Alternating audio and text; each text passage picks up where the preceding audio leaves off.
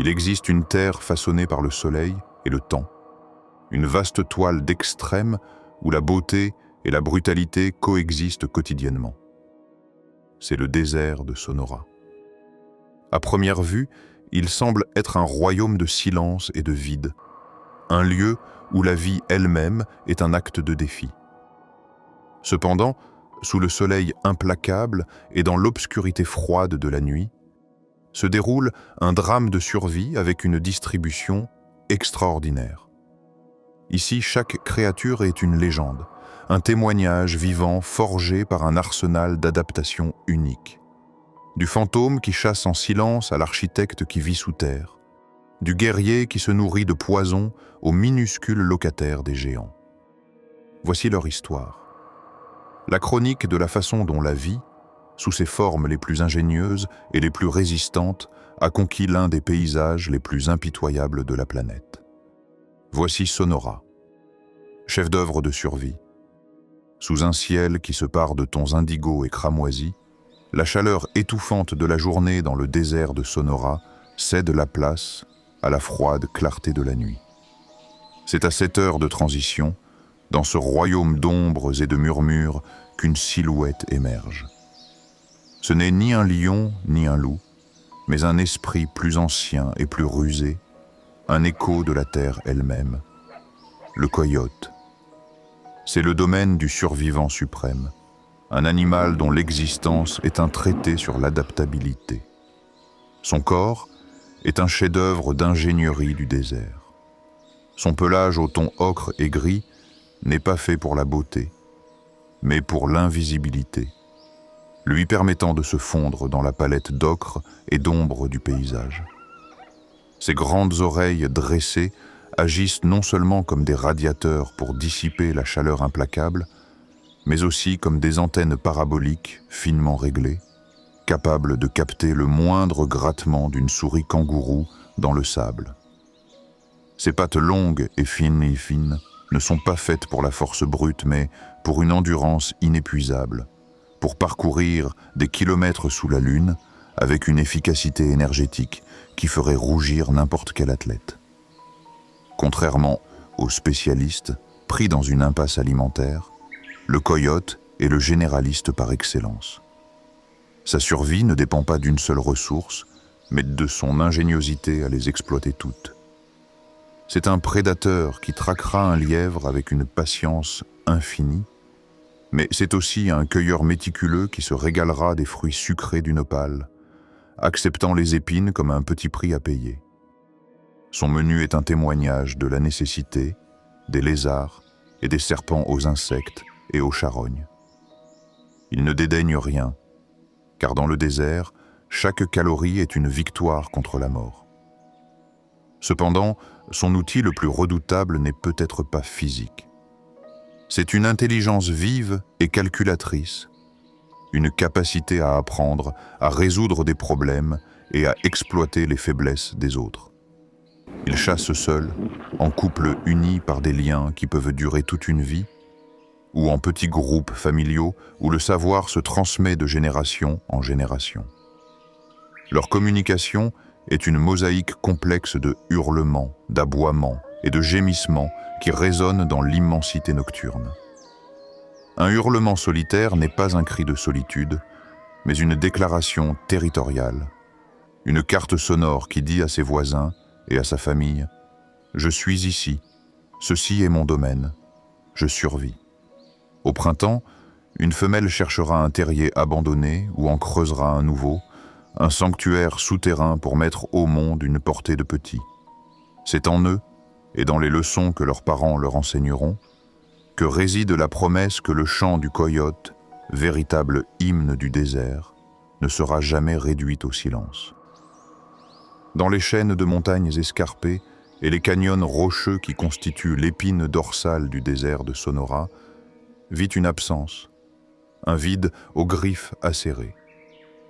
Si le coyote est la voix audible du désert, le puma est son silence écrasant.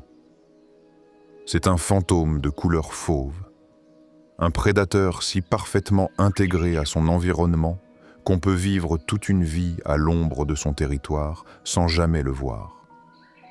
Son existence ne s'annonce pas par des hurlements, mais se perçoit dans le calme soudain de la faune, dans une empreinte inexplicable dans la poussière, dans l'écho d'une puissance qui daigne rarement se montrer.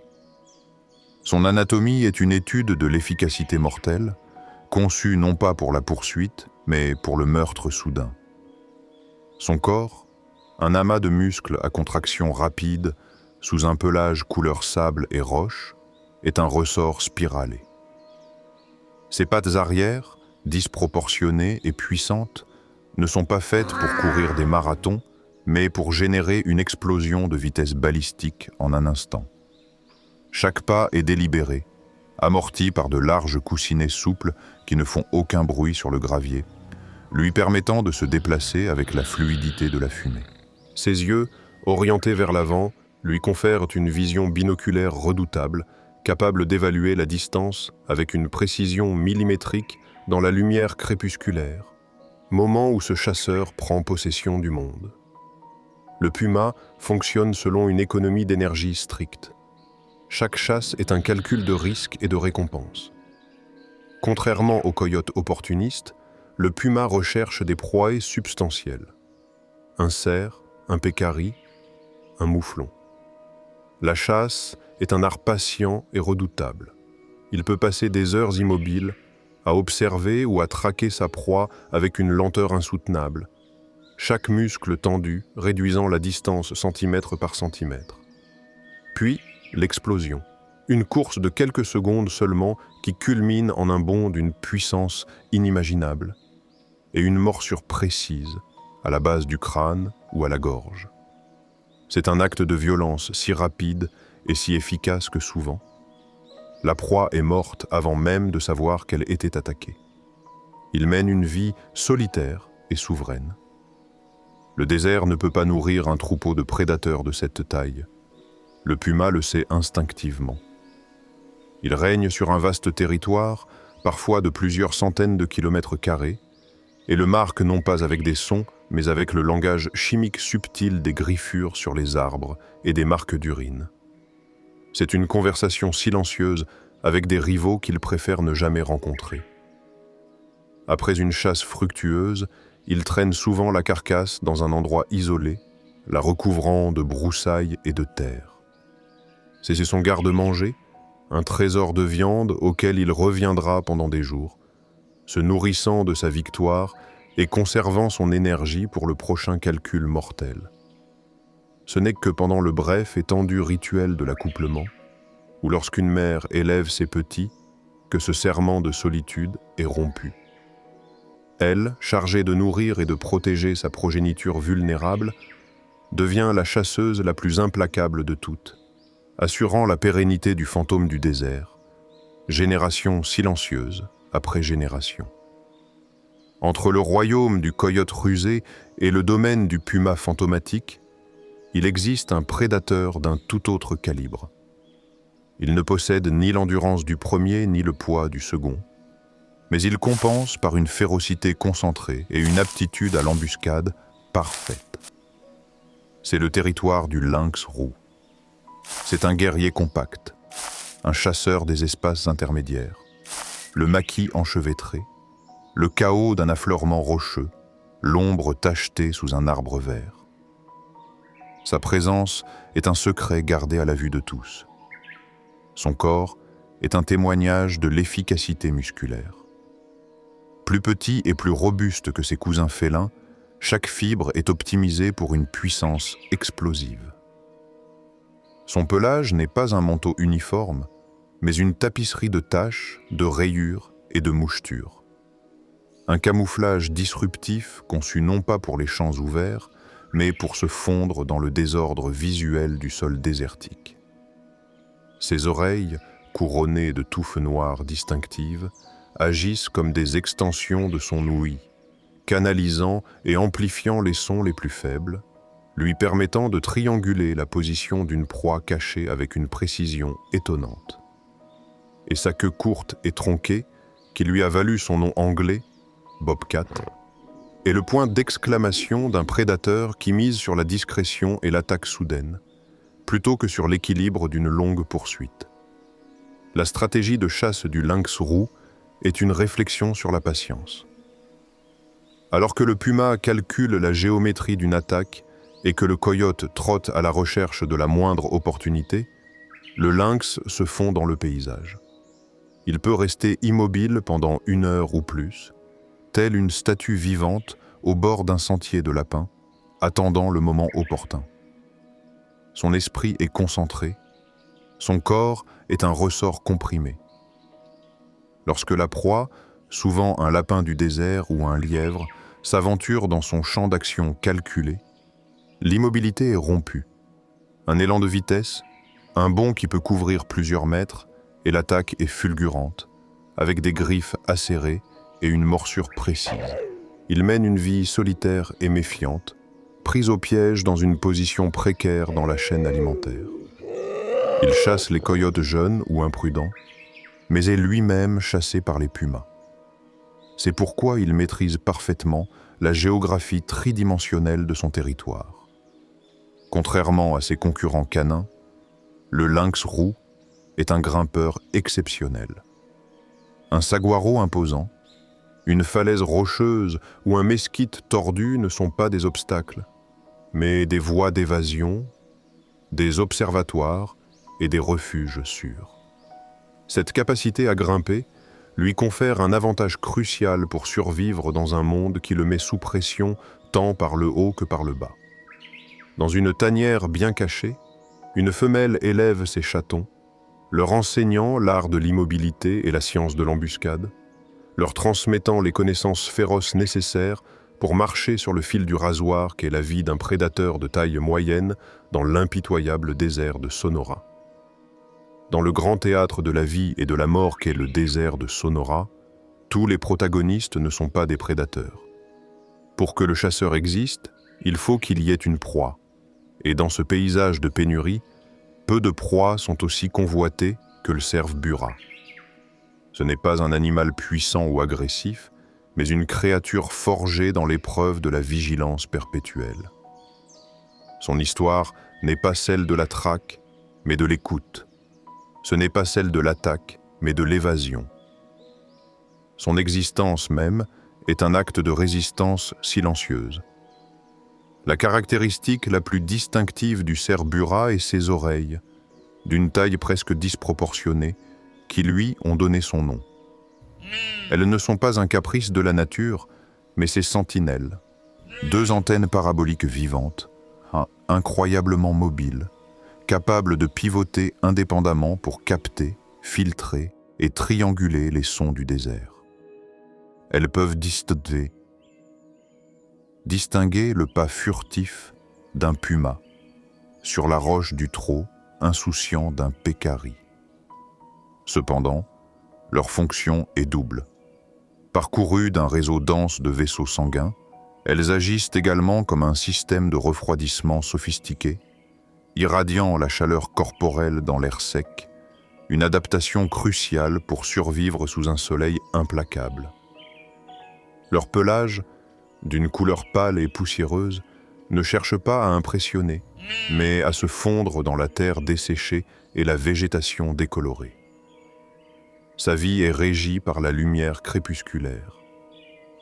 Il émerge dans la fraîcheur ambiguë de l'aube et du crépuscule pour se nourrir, évitant à la fois la chaleur torride de midi et l'obscurité totale qui donne l'avantage à ses ennemis. C'est un brouteur, pas un pâtureur, ce qui signifie que sa nourriture provient d'un menu composé d'épines et de feuilles coriaces. Il se déplace avec délicatesse, sélectionnant les pousseuses tendres d'un palo fiero, les gousses d'un mesquite ou même les fruits juteux d'un opale. Son système digestif est une merveille de conservation quand capable d'extraire jusqu'à la dernière goutte d'humidité de cette végétation rude, lui permettant de passer de longues périodes sans boire d'eau directement. Vivre comme un cerf bura, c'est ressentir le poids constant d'être observé. Chaque brise est analysée à la recherche d'une odeur étrange, chaque ombre est scrutée à la recherche d'une silhouette féline. Sa principale défense n'est pas la confrontation, mais une fuite explosive et erratique. Lorsqu'il est effrayé, il ne court pas de manière conventionnelle, mais se lance dans une série de sauts raides et arqués, un comportement connu sous le nom de stotting. Cette démarche déconcertante lui permet non seulement de contourner les terrains accidentés, mais aussi de voir au-dessus des buissons et éventuellement de signaler au prédateur qu'il a été repéré et qu'il est en pleine santé, le dissuadant ainsi de le poursuivre. Au printemps, la femelle donne naissance à un faon couvert de taches, un camouflage presque parfait. Pendant des semaines, le petit restera immobile et caché pendant que sa mère se nourrit. Un petit cœur vulnérable qui ne compte que sur son immobilité pour ne pas être découvert. C'est le chapitre le plus tendu de la vie d'une créature, défini par la tension, un début fragile pour l'éternel gardien du désert de Sonora. Dans la mosaïque aride du désert de Sonora, une force d'une nature différente est à l'œuvre. Ce n'est pas la discrétion solitaire du prédateur, ni la vigilance nerveuse de la proie, mais la puissance de l'unité belliqueuse. Il s'agit du pécari à collier, connu localement sous le nom de jabalina. Ce ne sont pas des créatures gracieuses ou élégantes, ce sont les fantassins du désert, une escouade combative et aux pattes courtes qui avance dans le paysage avec un objectif collectif, unis par l'odeur, le son et un instinct de groupe inébranlable. Le pécari est une créature terrestre. Son corps, en forme de tonneau, couvert de poils épais et parsemés de gris, est bas et compact, conçu pour se frayer un chemin à travers les broussailles épineuses et denses qui dissuaderaient d'autres animaux. Sa caractéristique la plus remarquable, le collier de poils plus clairs qui va de son épaule à son cou, est l'emblème de son espèce. Sa vue est notoirement mauvaise. Il voit le monde comme un flou de formes et d'ombres. Pour compenser, il vit dans un univers défini par l'odeur et le son. Il possède une glande odorante sur le dos avec laquelle il se frotte constamment contre les autres, créant ainsi un muscle commun qui maintient la cohésion du groupe, une uniformité olfactive qui déclare son appartenance. Il communique par une série de grognements sourds, de toux et de claquements aigus de défense qui servent d'avertissement sans équivoque.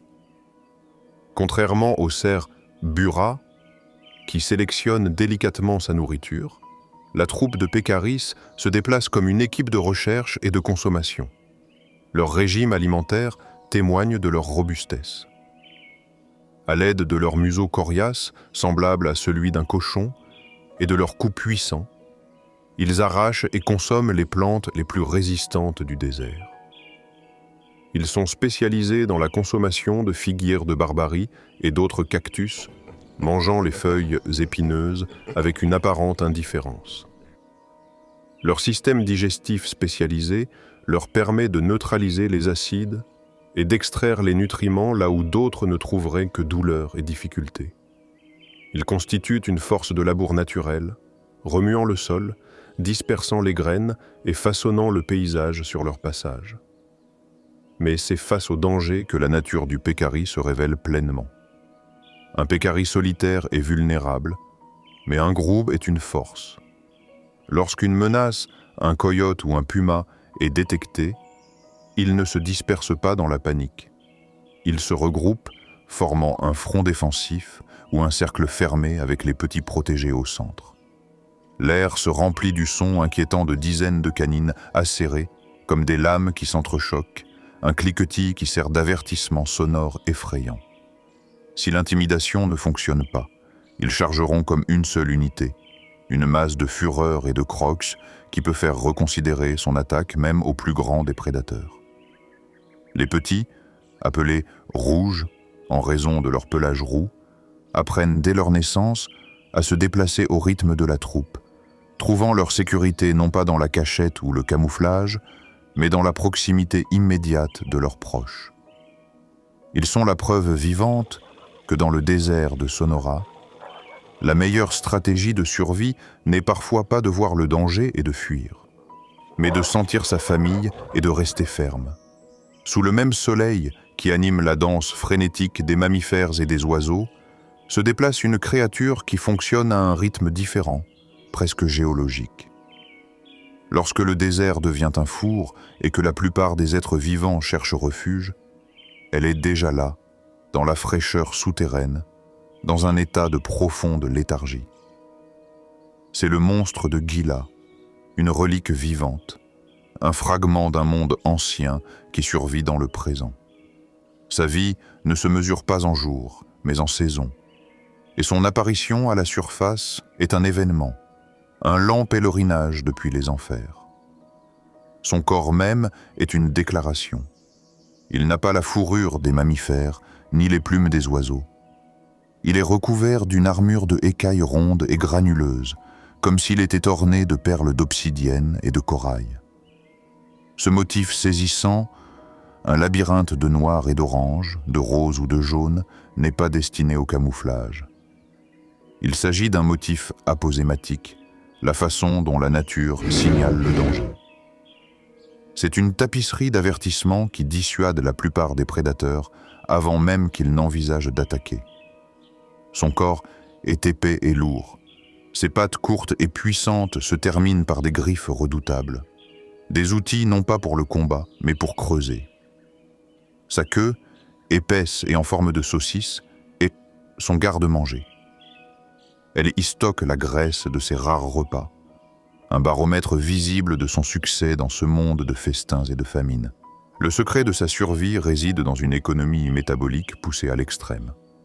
Le monstre de Gila s'est passé maître dans l'art d'économiser son énergie, passant jusqu'à 95% de sa vie dans des terriers souterrains, dans un état d'activité suspendu.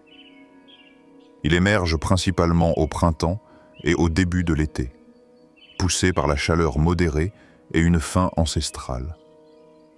Ce n'est pas un chasseur actif, mais un pillard méthodique.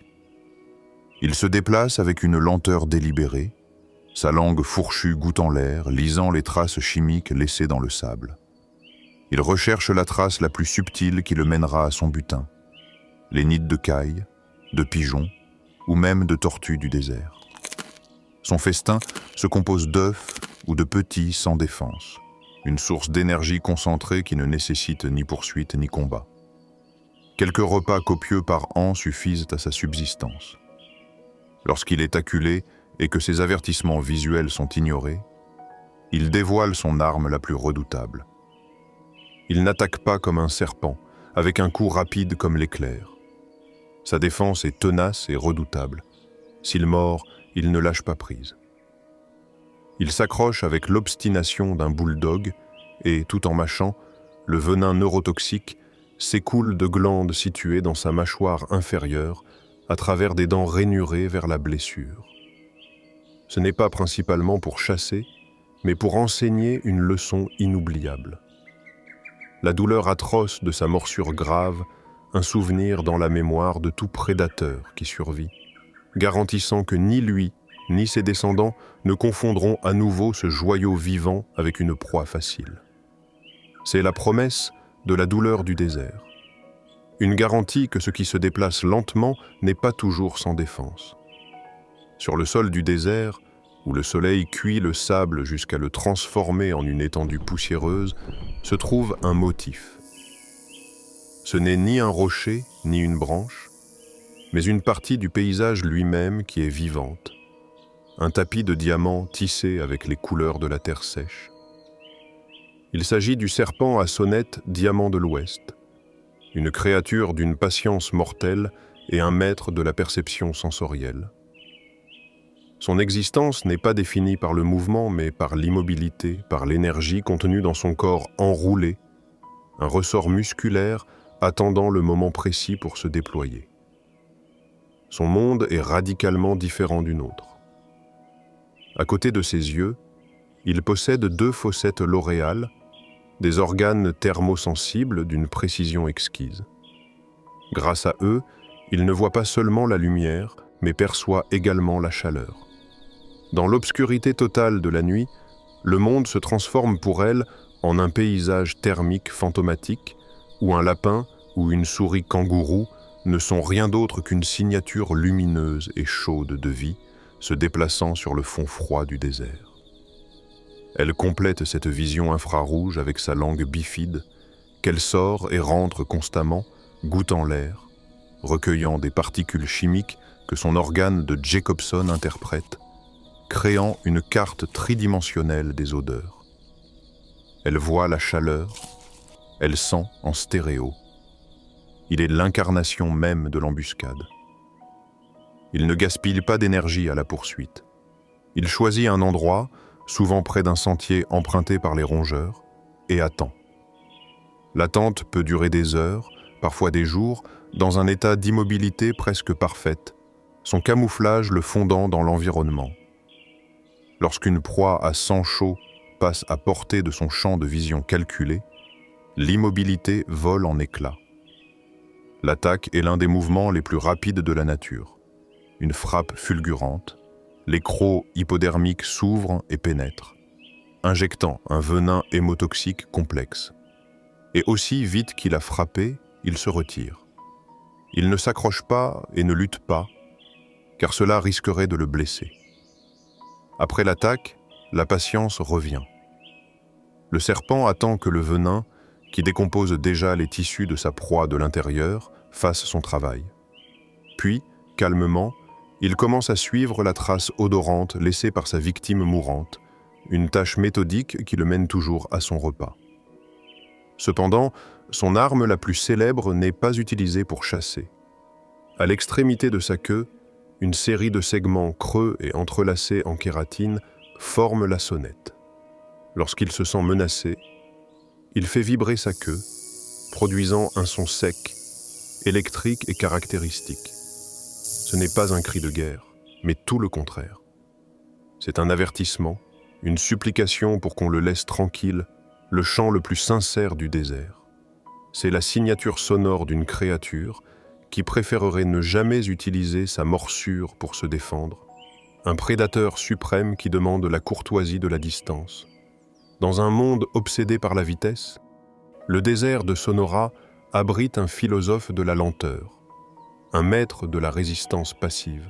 Il s'agit de la tortue du désert, une créature si ancienne qu'elle ressemble à un rocher qui aurait pris vie, un être qui porte sa maison et sa forteresse sur son dos. Sa vie n'est pas régie par la poursuite ou la fuite, mais par les rythmes primitifs du soleil et, surtout, par la promesse inconstante de la pluie. C'est un architecte, un ingénieur et un symbole vivant de la persévérance. Sa conception est une merveille de défense et de conservation. La citadelle haute et voûtée de sa carapace est pratiquement imprenable pour la plupart des prédateurs. Un refuge mobile forgé à partir de l'os de son propre squelette. Ses pattes arrière sont épaisses et éléphantesques, des piliers qui soutiennent son lourd bastion. Mais ce sont ses pattes avant qui révèlent sa véritable vocation. Elles sont courtes, puissantes et recouvertes d'écailles épaisses, en forme de pelle. Grâce à ces outils, la tortue devient une excavatrice infatigable, une ingénieure de la terre qui façonne son propre destin. À l'intérieur, elle possède une autre adaptation remarquable, sa vessie, qui fonctionne comme une gourde biologique. Elle peut stocker une quantité impressionnante d'eau pendant des mois, la réabsorbant dans son système pendant les longues périodes de sécheresse, un trésor liquide qui fait la différence entre la vie et la mort. La clé de son existence est le cadeau qu'elle fait à l'écosystème et son terrier. Elle passe jusqu'à 95% de sa longue vie sous terre, dans des tunnels qu'elle peut creuser à plus de 9 mètres de profondeur. Il ne s'agit pas d'un simple repère, mais d'un sanctuaire souterrain, un microclimat où les températures sont stables et l'humidité plus élevée. Un refuge contre la chaleur estivale mortelle et le froid hivernal glacial. En créant ces catacombes, la tortue devient une espèce clé, une hôte accidentelle pour une multitude d'autres créatures du désert, lézards, serpents, rongeurs et même hiboux, qui dépendent de ses efforts architecturaux pour leur propre survie. Toute sa vie est synchronisée avec les nuages. Après les rares, mais torrentielles pluies du désert, elle émerge de sa léthargie dans un pèlerinage au ralenti. Elle s'abreuve avidement dans les flaques éphémères, remplissant son réservoir interne. Elle se régale ensuite de l'explosion de fleurs sauvages et d'herbes annuelles que la pluie a réveillées, consommant frénétiquement cette abondance éphémère. Elle doit manger suffisamment pendant ces brèves périodes de prospérité pour accumuler les réserves de graisse et d'eau qui la soutiendront pendant les mois d'inactivité à venir. Sa stratégie de vie est un pari à long terme. Avec une espérance de vie de plus de 80 ans, la tortue du désert peut se permettre d'attendre que les sécheresses passent. Elle est l'incarnation même de la patience, la preuve vivante que dans le désert, la force ne réside pas toujours dans la rapidité ou la férocité, mais dans la capacité à construire son propre refuge et à attendre tranquillement que des jours meilleurs arrivent. À midi, lorsque le soleil du désert de Sonora est à son zénith le plus cruel et que l'air brille d'une chaleur qui déforme la réalité, un silence de survie s'impose. Les mammifères sont sous terre, les oiseaux se taisent dans le peu d'ombre disponible et la plupart des reptiles se sont retirés dans les profondeurs fraîches. Cependant, dans ce sable infernal, une créature non seulement résiste, mais prospère. Il s'agit de l'iguane du désert, un athlète au sang-froid qui a conclu un pacte avec le soleil, un habitant du fourneau qui maîtrise l'art de vivre au bord de la combustion. Son apparence est le reflet de son environnement. Son corps est d'une couleur sable pâle, presque fantomatique, une adaptation qui lui permet non seulement de se camoufler dans les plaines sablonneuses, mais aussi de réfléchir le rayonnement solaire implacable. Elle est élancée et aérodynamique, avec de longues pattes arrière puissantes et une queue qui lui sert de fouet pour garder son équilibre. Sa physiologie interne est sa véritable merveille. Elle est conçue pour fonctionner à une température corporelle qui serait mortelle pour presque tous les autres vertébrés. Pour l'iguane du désert, la chaleur extrême n'est pas une menace, mais un carburant. Alors que d'autres créatures fuient le soleil, elle en profite pour s'y baigner. Elle se pose sur un rocher ou dans le sable, absorbant l'énergie jusqu'à ce que son métabolisme s'accélère à un rythme effréné. Cette surchauffe délibérée la transforme. Elle passe d'une créature lente et vulnérable à l'un des sprinteurs les plus explosifs du désert. Son activité est une danse dangereuse avec la surchauffe. Elle doit absorber suffisamment de chaleur pour atteindre un rendement maximal, mais toujours en calculant le moment où elle doit se retirer à l'ombre ou dans un terrier avant que la fièvre qui lui donne sa puissance ne la consume. Son régime alimentaire est aussi difficile que son environnement. Elle est principalement herbivore dans un monde où les plantes se défendent avec des épines et des toxines. Elle se nourrit principalement des feuilles et des fleurs du buisson de créosote, une plante dont le feuillage résineux est toxique pour de nombreux autres animaux. Cette capacité à métaboliser ce que les autres ne peuvent pas lui procure une source de nourriture avec peu de concurrence. Pour se défendre contre les prédateurs, les pieds, les faucons et les serpents, elle compte sur sa vitesse suralimentée par le soleil. Lorsqu'elle se sent menacée, elle se lance dans une course effrénée, se dressant souvent sur ses pattes arrière dans un sprint bipède qui la fait ressembler à un petit dinosaure fuyant à travers le lit d'un lac asséché. Si elle est capturée, elle peut se détacher la queue, un sacrifice qui distrait son prédateur et lui permet de s'échapper. Preuve que dans la lutte pour la vie, il faut parfois laisser une partie de soi-même derrière soi pour pouvoir continuer à avancer. Au cœur du désert, où la sécheresse est la règle et où l'eau est un miracle éphémère, vit un paradoxe biologique. Il s'agit d'une créature liée par son ascendance au monde de l'eau et de l'humidité, mais qui a conquis le royaume de l'aridité. C'est le crapaud du désert de Sonora. Un amphibien qui survit non pas en défiant le désert, mais en s'abandonnant à ses rythmes, passant la majeure partie de sa vie dans une prison souterraine qu'il s'est lui-même imposée, attendant un signe du ciel. Son corps est celui d'un survivant robuste. C'est l'un des plus grands crapauds d'Amérique du Nord, et sa taille considérable est un avantage pour retenir la précieuse humidité. Sa peau, coriace et couverte de verrues, n'est ni douce ni délicate.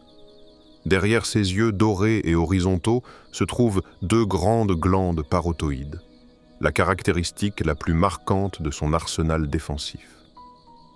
Ce ne sont pas de simples protubérances, mais les chaudrons d'un alchimiste, capable de sécréter une puissante toxine laiteuse, un cocktail chimique si virulent qu'il peut dissuader, rendre malade ou même tuer la plupart des prédateurs qui tenteraient d'en faire leur repas. C'est une arme passive, une armure chimique qui lui permet de se déplacer avec une assurance que les autres amphibiens ne peuvent se permettre. L'histoire de sa vie est un drame en 2 actes. Le premier, qui couvre jusqu'à 10 mois de l'année, est un long monologue silencieux d'inactivité. Alors que le désert s'assèche après les pluies, le crapaud utilise ses pattes robustes pour creuser vers l'arrière, s'enfonçant dans le sol.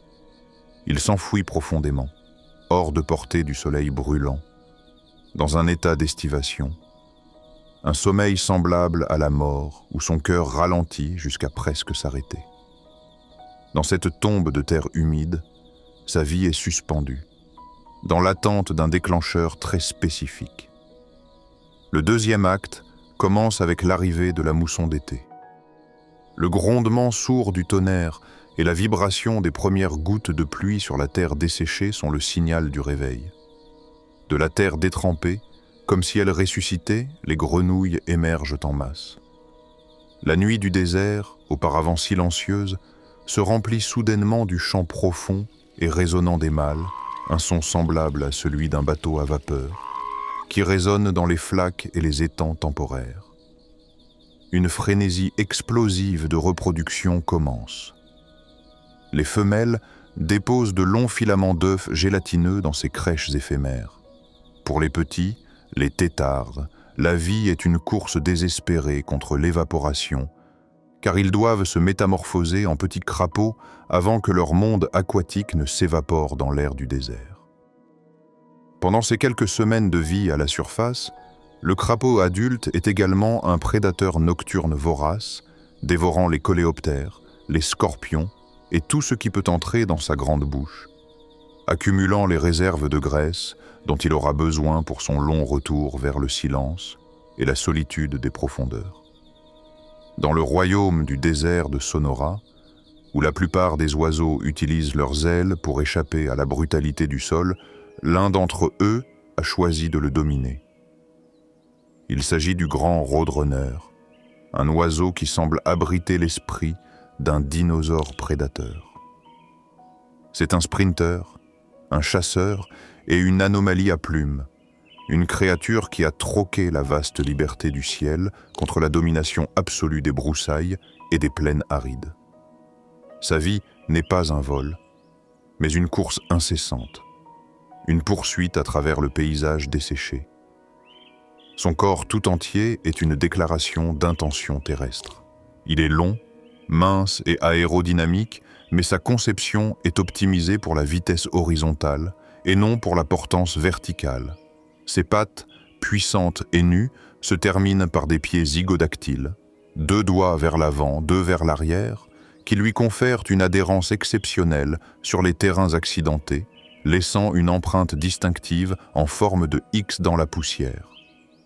Sa longue queue, souvent relevée à un angle audacieux, n'est pas un simple ornement, mais un gouvernail et un frein essentiel, qui lui permettent d'effectuer des virages serrés à grande vitesse.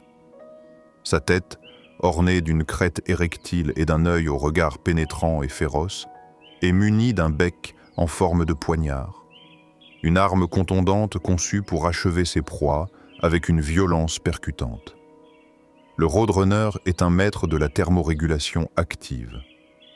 Pendant les nuits froides du désert, il peut entrer en état de léthargie pour économiser son énergie. Au lever du soleil, il se tourne vers le soleil levant, hérisse les plumes de son dos pour exposer une parcelle de peau sombre, un panneau solaire biologique qui absorbe rapidement la chaleur pour activer son métabolisme à sang chaud. Une fois chargé, il devient un prédateur implacable et opportuniste. Son régime alimentaire est un catalogue de tout ce qui rampe, court ou vole à sa portée. Insectes, scorpions, lézards et même d'autres oiseaux. Mais c'est son affrontement avec son adversaire le plus emblématique, le serpent à sonnette, qui révèle sa véritable nature. L'affrontement n'est pas un simple acte de prédation, mais une danse d'intelligence et d'audace. Le Roadrunner encercle le serpent, les plumes hérissées et les ailes entr'ouvertes, esquivant ses assauts avec une agilité éblouissante. À coups de feinte et de sauts, il épuise son adversaire venimeux jusqu'à ce qu'il voie une ouverture.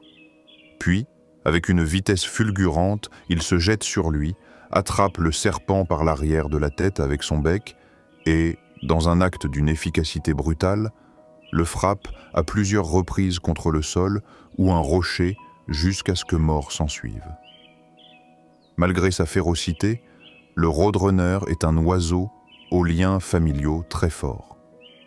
Il forme des couples monogames à long terme, et le duo patrouille et défend son vaste territoire tout au long de l'année. Une alliance qui assure sa domination en tant que souverain incontesté du désert de Sonora. Dans le vaste et silencieux théâtre nocturne du désert de Sonora, parmi les saguaros géants qui se dressent comme des sentinelles d'un autre temps, vit le plus petit prédateur de son espèce. Ce n'est ni un puma, ni un lynx, mais un fantôme miniature, un chasseur si minuscule que sa présence est idyllique et plus un murmure qu'une déclaration. Il s'agit de la chouette elfique, le plus petit rapace nocturne du monde. Une créature qui prouve que dans cette terre impitoyable, la survie ne dépend pas toujours de la force, mais de la spécialisation et de la capacité à trouver refuge au cœur d'un géant. Son corps est un chef-d'œuvre de compacité. À peine plus grand qu'un moineau, chaque fibre de son être est conçue pour la chasse nocturne. Ses yeux, deux globes disproportionnés d'un jaune vif, lui confèrent une vision binoculaire exceptionnelle dans l'obscurité la plus profonde.